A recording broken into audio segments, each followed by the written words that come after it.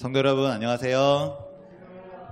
반갑습니다. 연속성 상에 어제와 오늘 함께 이렇게 또 참여해 주시고 또 말씀을 사모하셔서 이 자리에 참여하신 우리 성도 여러분 진심으로 환영합니다.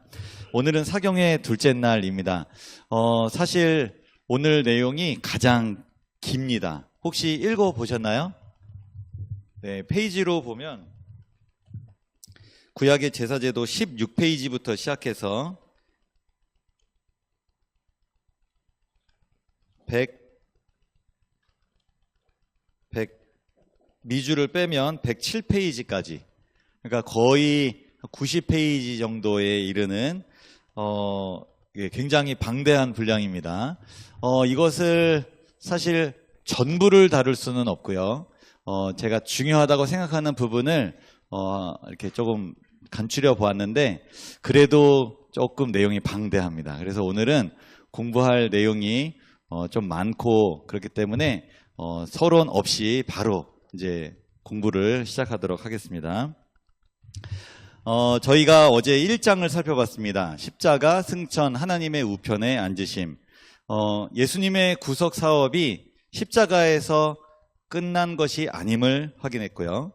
승천과 승기, 예수님께서 하나님 우편에 앉으심으로 왕과 대제사장으로서의 구속 사업을 이어가고 계신다. 이것을 확인했습니다. 그리스도의 대제사장 봉사라는 이 풍성하고 심오한 주제를 탐구하려면 그것과 관련된 성경의 증거들을 살펴보아야 합니다. 왜냐하면 하늘에서 일어날 일들에 대해서 우리가 볼 수 없기 때문에, 그래서 구약에 있는 이 제사제도를 통해서 이 모형, 이 표상을 통해서 우리가 원형, 이 하늘에 있는 이서 하시는 일들, 대제사장으로서의 그리스도의 봉사를 우리가 좀 더 자세히 더 살펴볼 수 있는 그런 시간이 되리라 생각합니다. 오늘은 제2장 구약의 제사제도를 살펴보겠습니다. 그 밑에 보면은 오늘 이 공부의 목표가 뭐냐면 그리스도의 대제사장 사역을 이해하는 것입니다. 구약의 제사제도를 통해서 이것처럼 하늘에서도 이 사역을 하시겠구나, 이제 이것을 이해하는 시간입니다. 그래서 우리가 구약에 있는 제도를 왜 우리가 공부합니까? 구약에 있는 제도가 모형이기 때문에, 자국이기 때문에, 그림자이기 때문에 그것을 보면 실체를 더 잘 이해할 수 있는 힌트를 얻을 수 있는 시간이 될 것입니다. 오늘 구약의 제사제도는 5가지 제목들로 구성되어 있습니다. 여기 보시면 이스라엘 이전 시대의 제사제도, 그러니까 창세기부터 시작을 하는 겁니다. 그리고 부족장 시대의 제사, 그리고 이스라엘 제사제도, 사실 3, 4, 5가 분량이 굉장히 많습니다. 실제 이스라엘에서 제사를 어떻게 드렸는지, 구약의 절기와 그리스도교, 지금 우리가 따르고 있는 이 기독교와의 관계는 무엇인지, 그리고 구약 성소 제도의 기능에 대해서 공부를 하겠습니다. 자, 1번입니다. 이스라엘의 성소나, 교재는 거기 18페이지 나와 있죠. 이스라엘의 성소나 솔로몬 성전 이전의 원형적 성소의 표상은 어디에서 찾아볼 수 있을까요? 에덴 동산. 네, 답을 바로 얘기해 주셔서 감사합니다. 원형적 성소의 표상, 사실 이 단어가 머릿속에 탁 들어와야 이 모든 내용들이 조금 더 이렇게 쉽게 풀어질 거라고 생각하는데요. 이 한문하고 친숙하신 어르신들은 아마 설명 굳이 안 해도 이게 마음에 확 와닿으실 건데, 그렇지 않은 분들은 이게 사실 원형, 표상, 이게 뭘까? 그래서 쉽게 좀 설명드리려면 이 원형이라는 건 오리지널, 원래의 것, 진짜, 이렇게 하면 됐고요. 원형적 성소, 여기까지는 이해되시죠? 표상은 무슨 뜻이냐면 히브리어로 해석하면, 조금 더 사실적인 단어로 해석하면 자국입니다. 자국. 제가 이렇게 지나가서 발자국을 냈어요. 그러면 이거 박경훈 목사 발자국이다, 이렇게 이해할 수 있는 힌트가 주어지죠. 네. 무슨 이렇게 지나갔는데 타이어 자국이 났어요. 차가 지나갔구나. 뭐랄까, 그거를 보고 원형을 이해할 수 있는 것입니다. 이 원형적 성소의 표상이라는 것은 원형을 이해하기 위해서 상징으로 주어진 것, 자국으로 주어진 것, 그걸 보고 그 마킹을 보고 실제는 이렇게 되겠구나라고 이해할 수 있는 힌트, 이렇게 이해하시면 될 것 같습니다. 에덴 동산은 원형적 성소의 표상이 됩니다. 이 에덴 동산을 바라볼 때 거기에서 일어난 일들과 사건들과 거기에 있는 모든 기물이라고 하긴 그렇고요. 있는 모든 물질들을 다 바라보면 이러한 것들이 다 하늘 성소 혹은 이스라엘 성소의 원형이 되는구나. 그것을 실제로 알 수 있겠구나. 그걸 힌트를 얻을 수 있다는 것입니다. 에덴 동산과 이스라엘 성소에 유사성이 있습니다. 9가지가 있는데요. 첫 번째가 동향입니다. 이게 무슨 말이냐면 에덴 동산은 에덴의 동편에 위치해 있었고 입구도 동쪽입니다. 동편을 향해 있었습니다. 마찬가지로 이스라엘 성소 입구는 동쪽이었죠. 이런 어떤 유사성을 발견하면서 에덴 동산이 성소의 표상이 된다. 이스라엘 성소나 솔로몬 성전의 표상이 된다라는 것입니다. 두 번째는 수원입니다. 발원, 물의 근원이죠. 에덴에서는 발원하는 강이 있었습니다. 그것이 네 부류로 또 이렇게 흘러갔는데, 마찬가지로 성소에는 수원이 뭐가 있을까요? 물두멍이 있습니다. 네, 물두멍. 셋째, 에덴에는 생명나무가 있었죠. 그러면 이스라엘 성소에는 유사성에 있는 게 뭐가 있을까요? 금등대나 생명나무를 시각적으로 상징한 것입니다. 나무 모양처럼 이렇게 생겼어요. 그리고 넷째, 에덴에는 금과 보석들이 있습니다. 이스라엘 성소에는 어디에 있을까요? 성소의 기구가 금으로 덮여져 있었고, 그리고 대제사장의 복장 중에 흉패가 있습니다. 맨 마지막으로 이렇게 착용하는 이 흉패 보면 보석이 12개의 보석이 있습니다. 이스라엘 백성들을 상징하죠. 다섯 번째, 그룹, 천사. 에덴 동산에 천사 있었죠. 에덴 동산을 지키는 천사가 있었습니다. 입구에.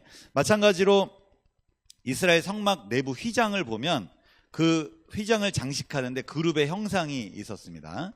그리고 또 그 법궤를 이렇게 또 그룹들이 이렇게 바라보고 있었죠. 그리고 6번, 에덴 동산의 입구를 지킴. 그룹들이 에덴 동산 입구를 지켰습니다. 마찬가지로 이스라엘 성소는 누가 지켰냐면 레위인이 지켰습니다. 그래서 아무도 그 성역, 거룩한 장소의 지역에 침입하지 못하도록 그렇게 지켰습니다. 일곱 번째는 아담의 일입니다. 에덴 동산을 다스렸죠. 아담이요. 마찬가지로 레위인들이 이스라엘 성소에서 봉사하고 또 그것을 여러 가지 일들을 진행을 했습니다.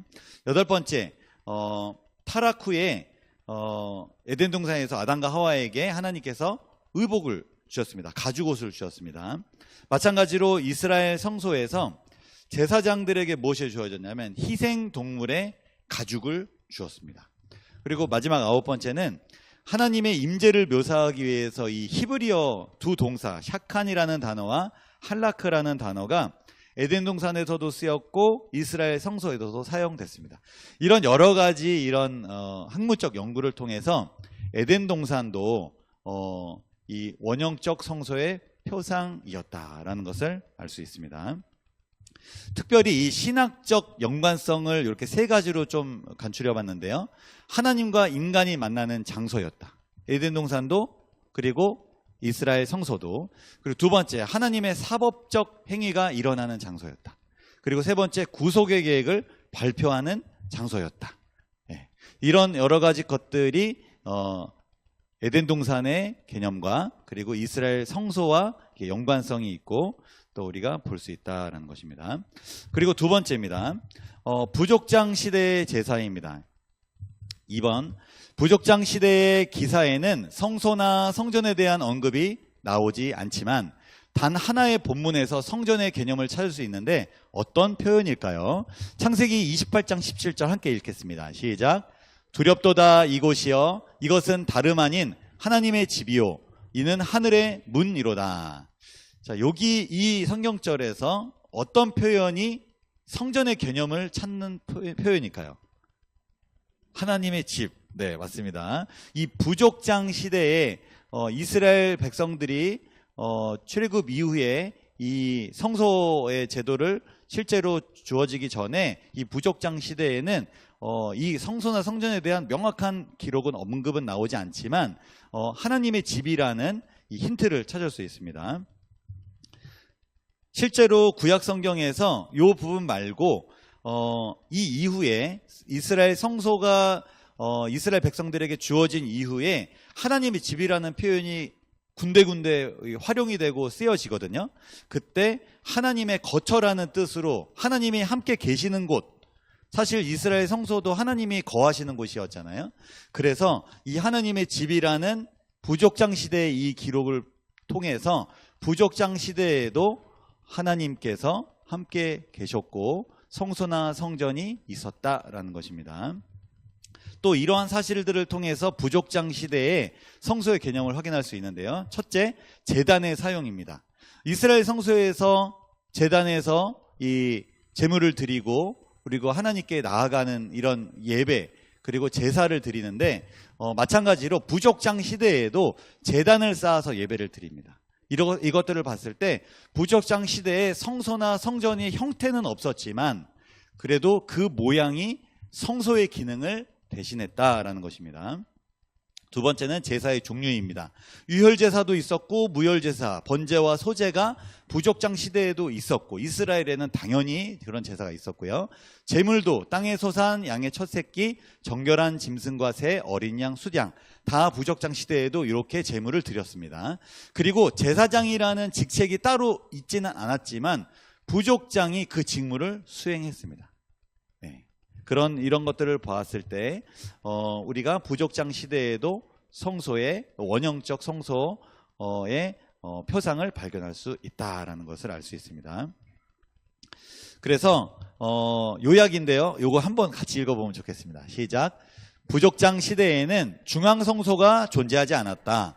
야훼께서 부족장들이 순례하는 동안 그들을 데리고 함께 여행하셨다. 제사장적 직무는 야훼 앞에서 가족을 대표했던 부족장들이 맡은 책임이었다. 아멘. 요것들을 이러한 어떤 개념들을 우리의 삶에 적용한다면 우리 가정의 제사장은 가정마다 조금씩 다르겠죠. 네네. 보통은 아버지가 대신하지만 아버지가 없는 그런 가정에서는 또 다른 양육자나 혹은 어른이 혹은 믿음을 가진 분이 또 그런 역할을 맡을 수 있겠죠. 그리고 우리 한 사람 한 사람이 교회, 불러냄을 받은 자이지만 그런 사람들이 모인 작은 공동체인 교회도 우리가 하나님이 함께 계시는 곳, 성소다라고 이해할 수 있을까요?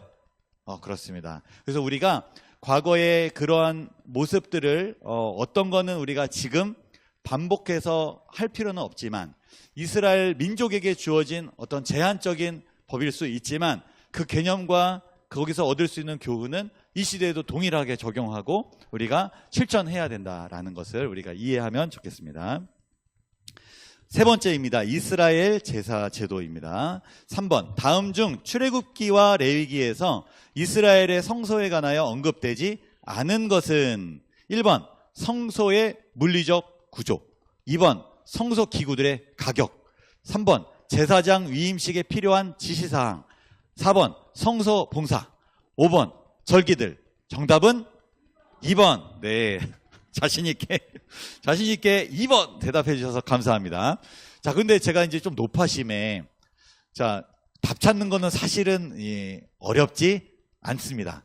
그런데 이게 문제에 우리가 너무 집중한 나머지 중요한 1, 3, 4, 5번에 우리가 반드시 이해해야 될 것들을 너무 쉽게 이렇게 흘리지 않으셨으면 좋겠습니다. 그래서 출애굽기와 레위기에는 이스라엘 성소에 물리적 구조가 있구나. 제사장 위임식에 필요한 지상이 언급되어 있구나. 성소 봉사와 절기들이 언급되어 있구나. 요것들을 머리에 잘 또 이렇게 기억을 해주시기를 부탁을 드리겠습니다. 성소 기구들의 가격에 대해서는 언급되어 있지 않습니다.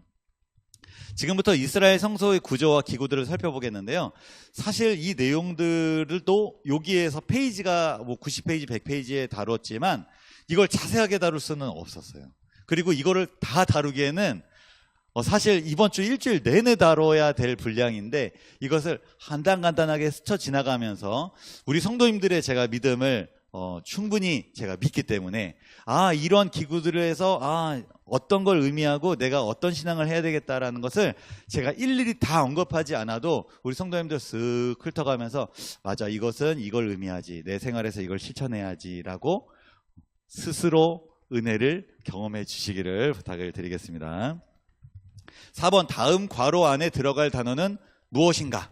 자, 40페이지에 답이 있습니다. 성막의 세 구역은 무엇의 등급에 따라 뜰, 성소, 지성소로 구분되었다. 자, 정답 찾을 시간 조금 드리겠습니다. 정답은 네, 아직 40페이지 안 펴신 분이 좀 있으신 것 같아요. 40페이지를 보시고, 자, 제가 중간에서 낼까요? 막 어려운 데서 낼까요? 아니면 맨 처음에서 낼까요? 자, 정답은 거룩함입니다. 맞습니다. 거룩함. 여기 보시면 성소는 간단하게 구성되어 있는데요. 뜰, 성소, 지성소. 굉장히 구조가 간단하죠. 그런데 이 예배자와 레위인들은 뜰에 접근할 수 있었고 제사장은 성소에, 대제사장은 지성소에 들어갈 수 있었습니다. 이렇게 거룩함의 정도에 따라 이게 구역이 나눠져 있었습니다.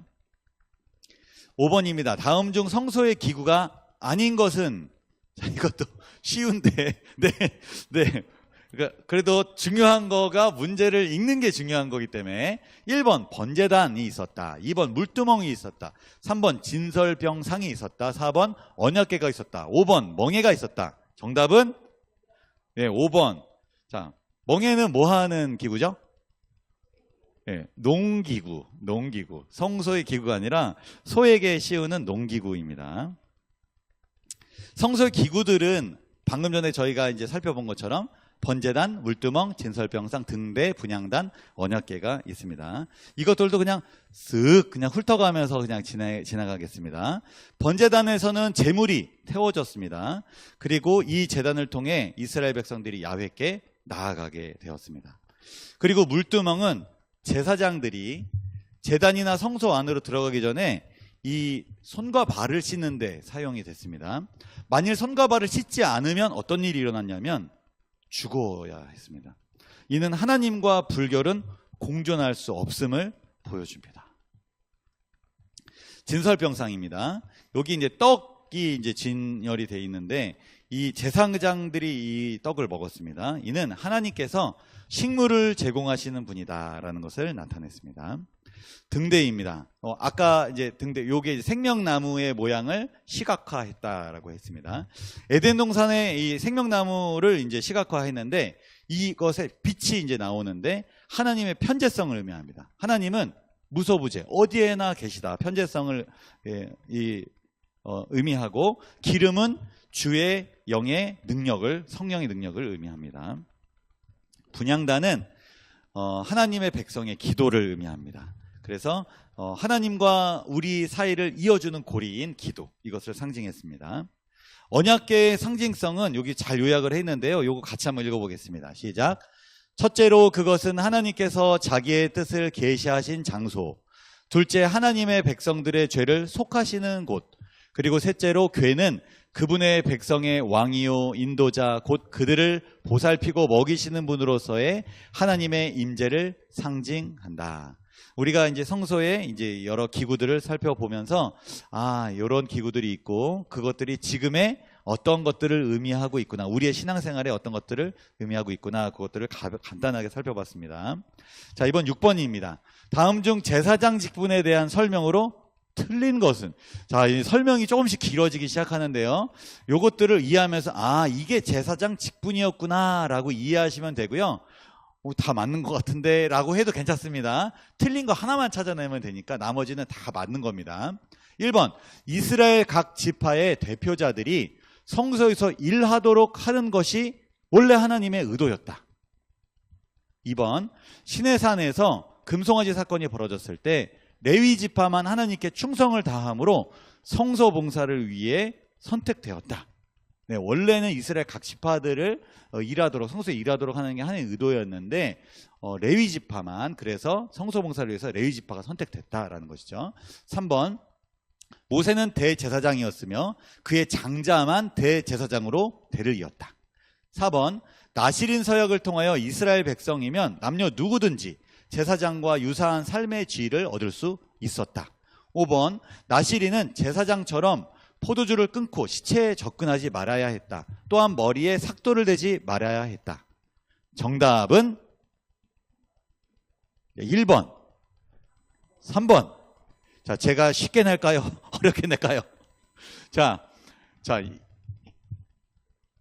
네, 정답은 3번입니다. 뭐가 틀렸죠?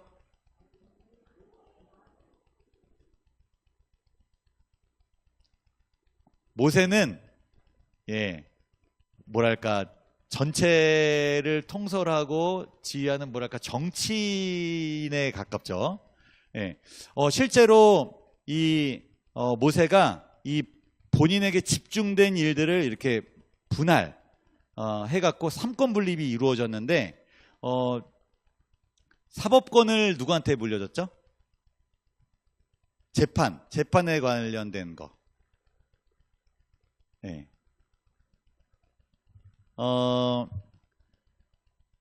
모세의 장인 이드로가 아이고 너 하루 종일 재판하고 너도 힘들고 백성도 힘들고 이게 뭐냐 하면서 아이고 힘들겠다, 내가 충고해주고 조언해줄 테니까 들어라 해갖고 뭘 했냐면 사람들을 덕망 있고 좋은 사람들을 뽑아서 그 사람들에게 크고 작은 일들을 맡기고 너는 정말 중요한 일들을 해라 해갖고 사법권을 분리를 해줬죠. 네. 그리고 또 하나 그 사건 이후에 무슨 일이 있었냐면 제사, 종교권을 분리합니다. 입법은 하나님이 하셨으니까 입법은 분리될 수가 없어요. 근데 이것을 행정은 모세가 하고 또 사법, 법적인 부분 재판을 하는 것은 이제 덕망 맞는 사람들, 대표자들이 이제 하고, 그 다음에 그 제사, 종교적인 권한은 아론을 뽑습니다. 대제사장은 누구일까요? 아론이죠, 아론. 그리고 아론의 혈통, 그의 장자들이 이 대제사장으로 이 대를 이어가게 되고 이렇게 됐습니다. 그래서 삼권 분립이 탁 이루어지게 되는 것입니다. 정답 7번입니다. 다음 중 제사장 위임식에 대한 설명으로 틀린 것은? 제사장을 임명하고 이제 위임하는 그런 식입니다. 1번, 제사장 위임식은 회막 문 앞에서 일어난 일이었다. 2번, 대제사장인 아론은 특별한 의복을 입었다. 3번, 흉패는 12보석으로 장식되었다. 4번, 관은 모자입니다. 관 위 전면에 붙어진 금패에는 야훼께 성결이라는 명각이 새겨져 있었다. 5번, 아론은 모세의 머리에 기름을 부었다. 정답은 5번. 감사합니다. 이게 뭐가 틀렸죠? 네, 모세가 아론의 머리에 기름을 붓는 것입니다. 이 대제사장으로서 위임하는 그런 역할이 있습니다. 자기 형인데 형에게 이제 대제사장에 하나님께서 세우셨습니다. 하나님께서 세우시고 위임식에 이제 그렇게 합니다. 8번입니다. 다음 중 제사장의 기능과 직무가 아닌 것은? 1번, 제산의 가치를 매기는 일. 2번, 피부병을 검진하는 일. 3번, 적군과 싸우는 일. 4번, 이스라엘 백성에게 토라를 가르치는 일. 5번, 성전을 보수하는 일. 정답은 3번입니다. 3번. 적군과 싸우는 일은 이 제사장의 직무가 아니고 종교적인 일들을 진행을 했죠. 저희가 제사장의 여러 가지 것들을 이제 살펴봤습니다. 그런데 이 제사장이 기능하는 게 있습니다. 요게 이제 우리의 현실에서 우리가 적용할 부분이죠. 첫 번째는 사람들 앞에서 하나님을 대표하는 거예요. 요걸 선지자라고도 주로 말을 하는데요. 위에서 아래로. 그래서 하나님을 대표해서 사람들 앞에 서는 것입니다. 어떻게 보면 지금 제가 하나님의 말씀을 전달하는 것도 그런 기능일 수도 있겠죠. 두 번째는 하나님 앞에서 백성들을 대표하는 것입니다. 백성들의 죄와 모든 허물과 모든 고민들을 다 들어주고 하나님께 나아가서 하나님, 이스라엘 백성들을 사랑해 주시고 그들을 오래 참아 주시고 그들을 하나님의 백성이오니 하나님 노를 바라지 마옵소서, 이렇게 하면서 이스라엘 백성들을 대표해서 하나님 앞에 나아가는 일입니다. 근데 요건 중요한 내용이라서 한번 같이 한번 읽어보면 좋겠습니다. 시작. 제사장들은 백성들 앞에서 하나님을 대표했다. 우림과 둠밈을 통해 하나님의 뜻을 나타내 보이고 재판관으로서의 기능도 했으며 특별히 백성들에게 축복을 베푸는 역할도 했다. 이런 축복을 통해서 하나님은 이스라엘을 풍요롭게 하고 보호하고 또한 그들에게 자비를 베푸는 분으로 인식되었다. 성도 여러분, 제가 40대 중반밖에 안 되는 그런 연소한, 그런 연약한 그런 사람입니다. 하지만 저보다 거의 2배 이렇게 많으신 우리 성도님들께서 많은 연륜과 지혜와 또 많은 존경받는 우리 어르신들께서 저에게 아이고 목사님 그렇게 하는 이유가 뭘까요? 감히 제가 우리 성도님들 앞에서 하나님을 대표하는 사람이니까. 네. 참 부담스럽고 정말 민망할 수밖에 없지만, 그렇지만 제가 저의 죄를 생각하고 저의 부족함을 생각하면 그럴 수밖에 없지만 제가 기도하는 마음으로 또 우리 성도님들 앞에 섭니다. 네, 부족합니다. 그렇지만 하나님께 기도하는 마음으로 씁니다. 제가 하나님께 누가 되지 않기 위해서 때로는 이중적으로 행동할 때도 있어요. 근데 그것이 죄책감으로 이어지지 않는 것은 저의 사적인 생활이나 저의 부족함이 하나님을 대표하는 그 기능을 제가 스스로 더럽히거나 그것은 나는 원래 부족하니까 그럴 자격이 없습니다라고 하면 사실 하나님께서 누구를 사용하실 수 있겠습니까?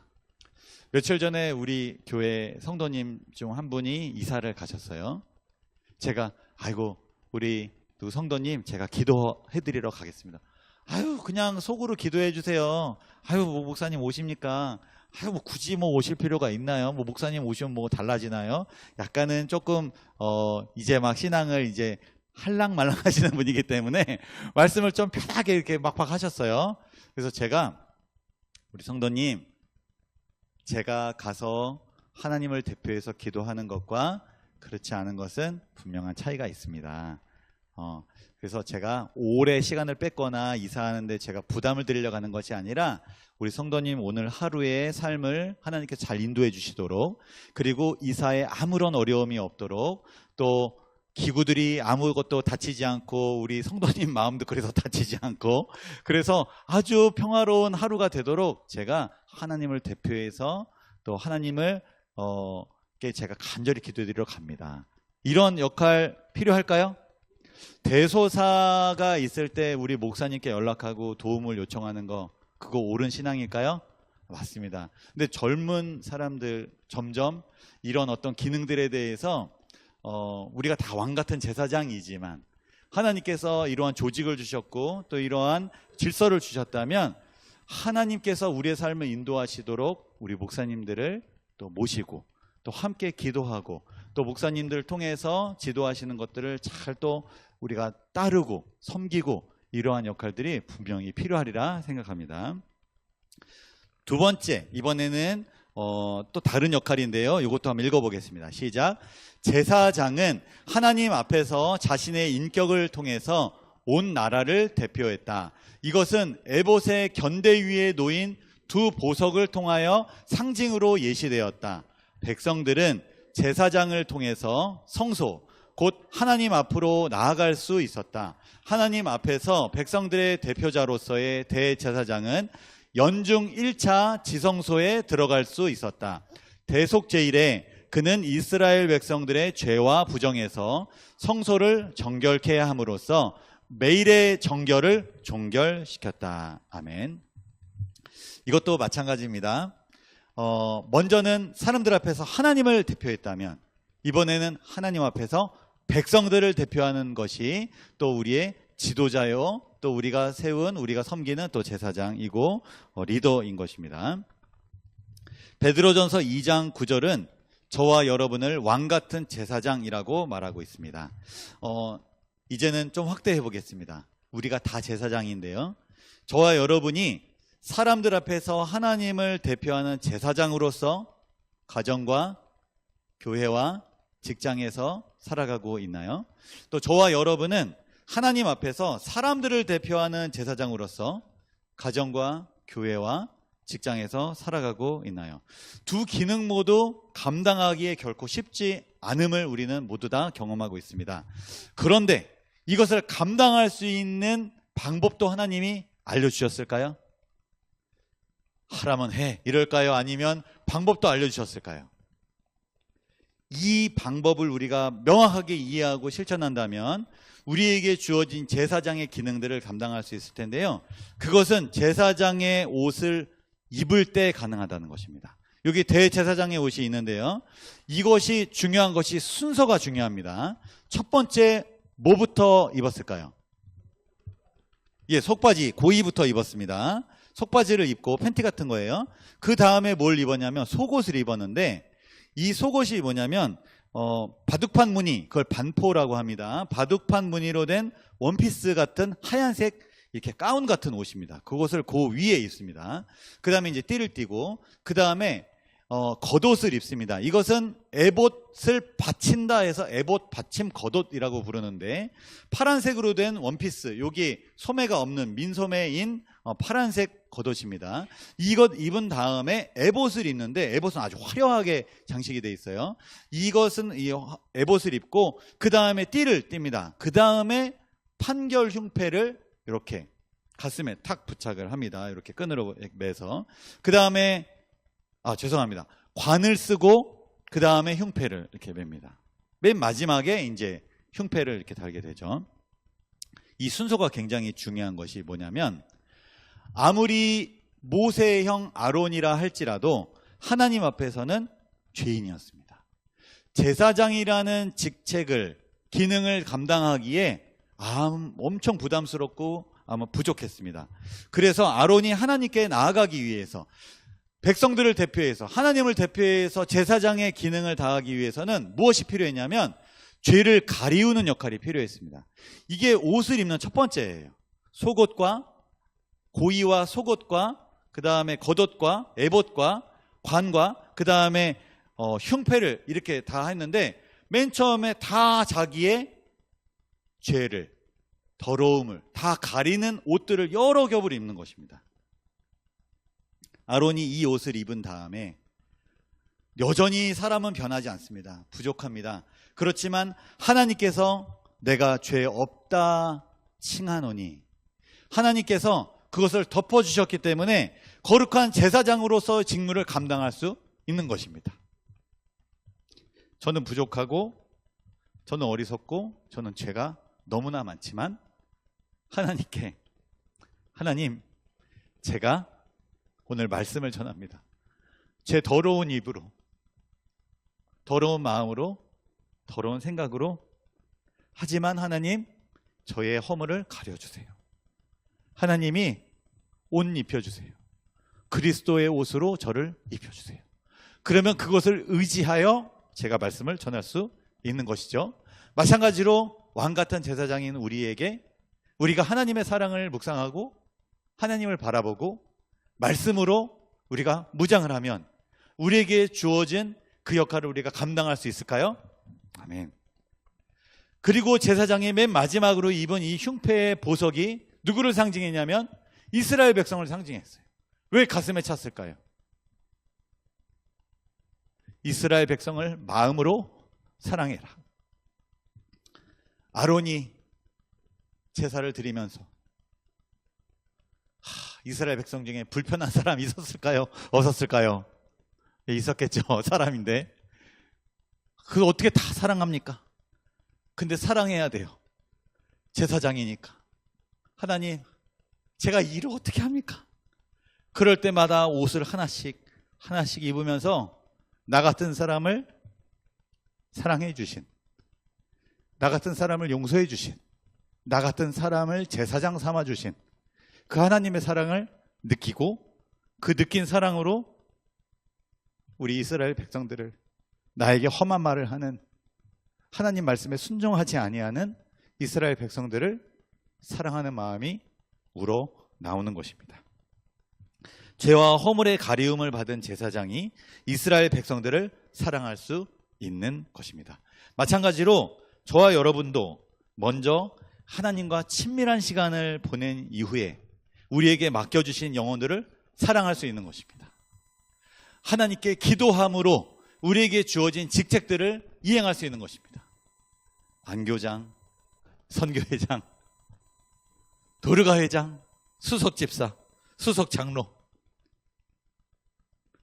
사실 무겁고 1년만 버티고 싶고 2년째는 내가 안 하고 싶고, 사실 그런 마음이 있습니다. 목사도 그럴까요? 그럴 수 있습니다. 그렇지만 하나님, 데일리 브레드, 오늘 일용할 양식을 주셔서 오늘 제가 버틸 힘을 주시고, 오늘 주님이 나에게 은혜를 주시면 제가 오늘 주어진 일들을 잘 감당하겠습니다. 사실 잠자고 일어나면 죽었다 다시 일어나는 겁니다. 다시 하나님이 주시는 힘을 받아서 또 하루를 살아가야 되는 것입니다. 우리에게 주어진 제사장 직분 잘 감당하실 수 있으실까요? 아멘. 아직도 네, 하나님의 가려주시는, 입혀주시는 의를 경험하시고 그 의를 받은 다음에 나눠주시고 실천하는 저와 여러분이 되기를 기도합니다. 9번째 질문입니다. 사실 지금 제가 이제 반 한 것 같은데요. 끝날 시간이 거의 다 된 것 같은데, 자, 최대한 좀 제가 준비한 거 조금 더 있지만 좀 생략할 건 제가 과감히 생략하면서 정말 중요한 것만 좀 다루겠습니다. 9번입니다. 다음 중 레위인의 기능이 아닌 것은? 1번, 이스라엘 백성들이 야훼께 바친 사람들이다. 2번, 성소에서 재물을 사고 팔았다. 3번, 성소로 재물을 가져온 자들을 도왔다. 4번, 성소를 지켰다. 5번, 성소를 해체하고 운반하고 재조립했다. 정답은 2번입니다. 네네. 성소에서, 이스라엘 성소에서는 재물을 사고 파는 그런 일이 없었습니다. 자, 다음 중 이스라엘 주요 제사 제도가 아닌 것은? 1번 묘제, 2번 번제, 3번 화목제, 4번 속죄제, 5번 소제. 정답은 1번. 묘제는 어디 제사 제도죠? 네, 유교이고, 또 우리나라에서 산소에 찾아가서 음식을 차려놓고 지내는 그런 제사를 묘제라고 합니다. 뭐 차례도 묘제 중에 하나죠. 자, 제사와 예물에는 번제, 화목제, 속죄제, 속건제, 소제가 있는데요. 이거 사실 다루지 않겠습니다. 제가 좀 생략하겠습니다. 이제 이것들을 사실 다 깊이 다루기에는 좀 그런데, 이 제사를 통해서 하나님께 예배를 드렸다라는 것입니다. 주로 죄를 속하는 기능을 담당을 이제 상징적으로 보여줬고, 이것을 할 때 이제 희생 제물을 가져와서 이제 하는 이런 절차들은 이 이후에 조금 더 자세히 다루겠습니다. 좀 죄송하지만 생략하겠습니다.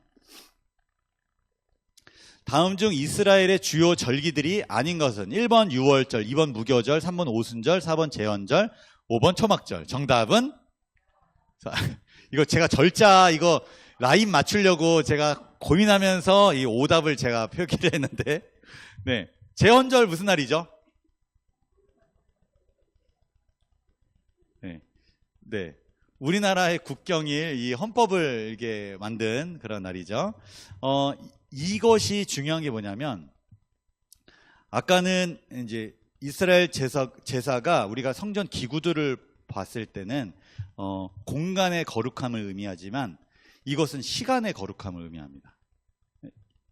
저희가 분명히 하나님이 거하시는 공간적인 것도 우리가 구별해야 되죠. 그렇지만 우리가 시간도 구별하죠. 네. 우리가 이스라엘의 이런 제도들을 바라볼 때, 이래서 지금도 이렇게 하고 있구나. 그런 의미들을 살려서 하고 있구나. 이런 것들을 우리가 사실 많이 배우고 있는 것입니다. 자, 이 절기들도 넘어가겠습니다. 저희가 사실 제사 제도와 이런 절기들에 대해서는 저희가 공부할 수 있는 기회가 진짜 많습니다. 그래서 이제 이것들은 제가 좀 이렇게 지나가겠습니다. 자, 요것은 이제 종합입니다. 이 구약의 절기들을 저희가 지금 계속 봤는데 이 절기들과 지금 우리가 믿는 기독교와의 어떤 관계가 있느냐? 답은 아주 간단한데요. 요거 한번 읽어보겠습니다. 시작. 구약의 절기들을 오늘날 교회와 어떤 관계와 관련하여 성경에서 이 주제를 연구하여 내린 공통적인 결론은 그리스도인들이 유대인의 절기들을 지킬 필요가 없다는 것이었다. 이런 입장을 지지하는 데 사용된 주요 논점 가운데 몇 가지를 살펴보면 다음과 같다. 이 이유들이 좀 몇 가지 제시돼요. 저희 63페이지부터 65페이지까지 이 내용들이 제가 기억에 5가지인가 기억을 이렇게 하고 있는데 그 중에서 가장 큰 이유, 이것 때문에 더 이상 지킬 필요가 없다는 거예요. 나머지는 뭐 이스라엘 민족에게 주어졌고 뭐 여러 가지 그런 설명들이 있는데 이게 가장 메인인 것 같아요. 읽어보겠습니다. 시작. 신약은 구약의 성소 봉사가 십자가에서의 그리스도의 희생 및 하늘 성소에서의 대제사장 봉사를 통하여 끝났음을 분명히 한다. 의식 율법은 장차 오는 좋은 일의 그림자요 참 형상이 아니었다. 그래서 우리는 더 이상 레위기의 의식법을 지키지 않는다. 이스라엘 백성들 그리고 모형이었기 때문에 실체가 십자가에서 그리고 하늘 성소에서 대제사장 봉사를 통해서 드러났기 때문에 이제는 그림자는 더 이상 안 지켜도 된다라는 거예요. 그런데 목사님, 돼지고기는 왜 먹지 말아야 됩니까?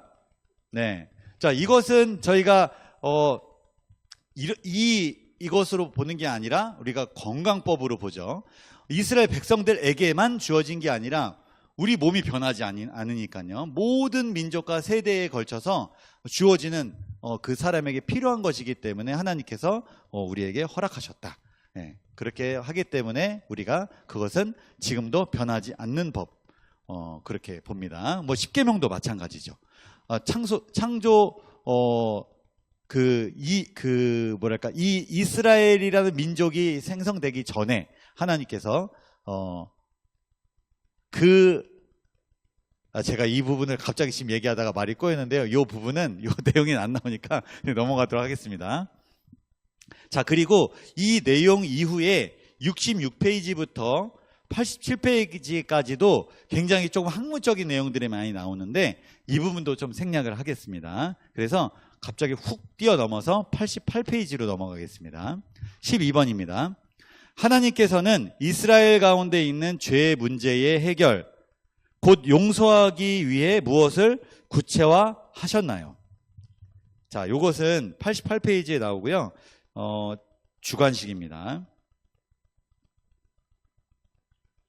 하나님께서 죄의 문제의 해결을 위해서 이스라엘에게 무엇을 허락하셨냐라는 것이죠. 네, 정답은 제사제도입니다. 자, 그 제사제도가 하나님께서 이스라엘 백성들의 죄 문제를 해결하기 위해서 주셨는데 그것은 처벌하는 것이 아니라 용서하시는 것이었습니다. 네. 우리가 성소에서 일어나는 모든 과정들이 죄인을 어떻게 하면은 처벌할까? 이게 아니라 죄인을 어떻게 하면 용서하고 사랑하고 은혜를 베풀까라는 것을 보여주시기 위해서 성소제도 그리고 제사제도를 허락하셨다라는 것입니다. 성소에서 죄의 문제를 다뤘는데 이것은 크게 두 부류의 봉사로 구분할 수 있습니다. 하나는 매일의 봉사고 하나는 연례 봉사입니다. 연례 대속죄일 봉사입니다. 먼저 이 매일의 봉사를 좀 살펴보겠습니다. 안수 의식을 했습니다. 희생 제물에게 안수를 했는데요. 이 안수를 할 때 한 손으로 안수했냐 양손으로 안수했냐 이것은 사실 이 성경을 보고서는 조금 확실히 구분하기는 어렵다고 합니다. 그런데 이 안수 의식에 분명한 개념이 있는데 그것은 대속과 전가, 죄의 전가라는 의미가 있습니다. 이 예배자, 이 희생 제물을 가지고 이 성소로 온 이 예배자가 자신의 죄를 이 희생 제물에게 안수를 합니다. 그러면 그 사람의 죄가 그 희생 제물로 옮겨가는 것, 전가된 것을 보고, 그리고 내 죄를 대신해서 이 제물이 죽임을 당하는 것, 이것을 대속한다는 개념하고 같이 가지고 있습니다. 그리고 이 희생 제물이 누구에게 죽임을 당하냐면 제사장이 도와서 죽이는 경우도 있지만 주로 제물을 드리는 자가 이 희생 제물을 죽였습니다. 그리고 이 사람이 먼저 죄를 전가했기 때문에 이 희생 제물이 내 대신 죽임을 당하는 것이고, 그리고 이 희생 예배자의 죄가 이 희생 제물에게 전가가 되었습니다. 그래서 죄인은 살게 되고 생명을 얻게 되는 것입니다. 그러면 이제 죄가 희생 제물에게 갔고 희생 제물을 죽였습니다. 그러면 이제 시체가 되죠. 이 고기가 됩니다. 이 고기의 일부를 누가 먹었냐면 제사장이 먹었어요. 죄가 없어진 게 아니고 그 죄가 계속 남아있는 것입니다. 동물이 희생돼서 고기가 돼서 남아있는데 그 고기를 제사장이 먹었습니다. 그러면 처음에 이스라엘 백성이 죄를 지었고 그 죄가 희생 제물에게 갔고 그 희생 제물이 고기가 되어서 누구에게 가냐면 이 제사장에게 가는 거예요. 죄가 속해졌지만 이 죄인은 살았지만 이 죄는 없어지지 않고 계속 이동하고 있다는 것입니다. 그런데 제사장이 자기의 죄를 위해서 제물을 드릴 수도 있겠죠. 제사장도 죄를 지으니까요. 이 제사장은 그 고기를 자기가 전가해놓고 자기가 또 죄를 먹을 수 있나요? 고기를? 제사장의 죄는 어떻게 했을까요? 제사장 죄 때문에 죽은 희생 제물은 어떻게 됐을까요? 그것은 진영 밖 정결한 곳에 가서 태우고 그 피를 가지고 성소로 가져갔습니다. 이런 이게 얼마나 세부적이고 이 죄의 개념에 대해서 잘 이렇게 표상하고 있는지 그런 지혜를 얻을 수 있는 것 같아요. 그리고 제사장이 그 피를 가지고 가서 그 휘장 앞에 피를 7번 뿌립니다. 피를 뿌리는 것은 제물을 가져온 죄인을 정결케 한다는 의미를 가지고 있습니다. 용서를 받았지만 그 피가 성소에 뿌려지면서 누가 깨끗해지냐면, 누가 사냐면 이 제물을 가져온 죄인이, 용서받은 죄인이 되는 것입니다. 다시 이걸 정리하면 죄는 죄인에게서 제물에게로, 제물에게서 제사장에게로, 제사장에게서 이제는 하나님에게로, 성소로 이것이 뿌려지는 것입니다. 그렇다면 지금 죄가 다 어디에 모여 있어요? 성소에, 휘장에 지금 다 죄가 집결되고 있는 것이죠. 매일의 제사를 통해서. 죄의 문제가 최종적으로 해결이 됐나요? 아닙니다. 죄인은 용서받았지만, 죄인은 정결케 됐지만 그 죄는 성소에 지금 다 쌓여서 죄가 아직 해결이 되지 않은 상태로 된 것입니다. 이제 매일의 봉사가 끝나고 연례 봉사, 대속제일의 제사 제도로 넘어가는 것입니다.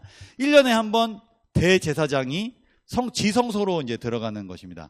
이 봉사의 목적은 성소를 정결하게 하는 데 있습니다.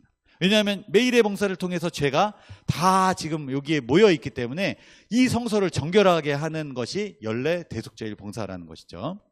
이날 두 가지 특별한 속죄제가 드려졌는데요. 그것은 수송아지와 숫염소를 드리는 것입니다. 이 제사장을 속죄하기 위해서 대제사장이 수송아지를 잡고, 이스라엘 온 회중을 속죄하기 위해서 2마리 염소를 데리고 와서 1마리 염소를 잡습니다. 여호와를 위한 염소를 잡죠.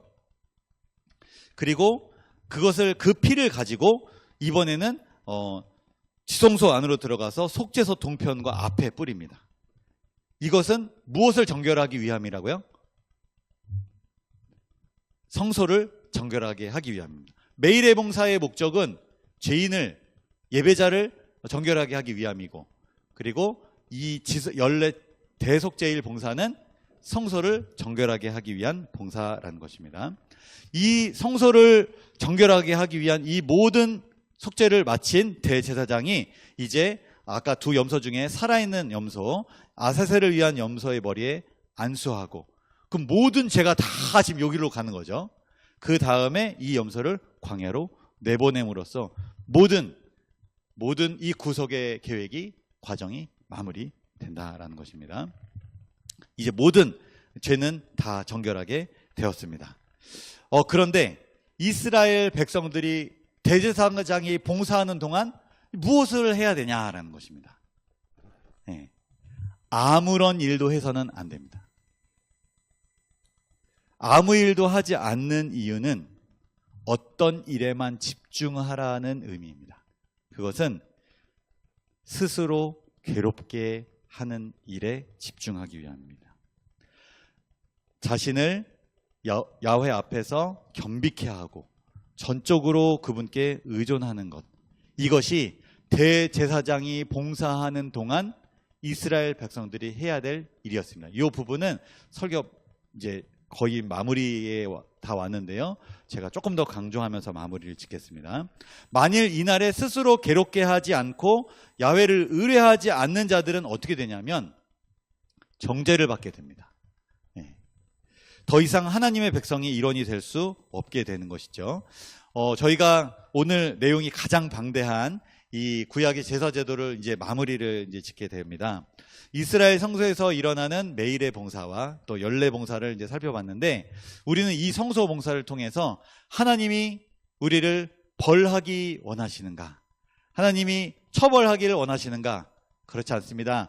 어떻게 해서든지 죄를 없애주시려고, 우리의 삶에서 죄를 분리시켜 주시려고, 우리를 어떻게 하면 용서해 주시려고 하나님께서는 그 사랑을 계속 베풀고 계심을 우리가 볼 수 있는 것입니다.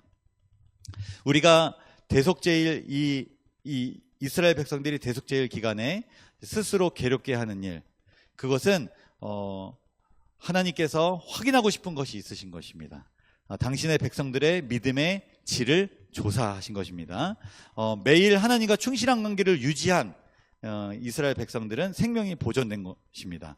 그러나 그렇지 않은 자들은 언약 공동체로부터 영원히 단절되었습니다. 하나님께서는 이 심판을 통해서 사랑의 구원자이실 뿐만 아니라 공의의 심판자이심을 보여주셨습니다. 마지막으로 각지대 대쟁투 425페이지에 있는 내용을 읽고 제가 마무리하겠습니다. 시작.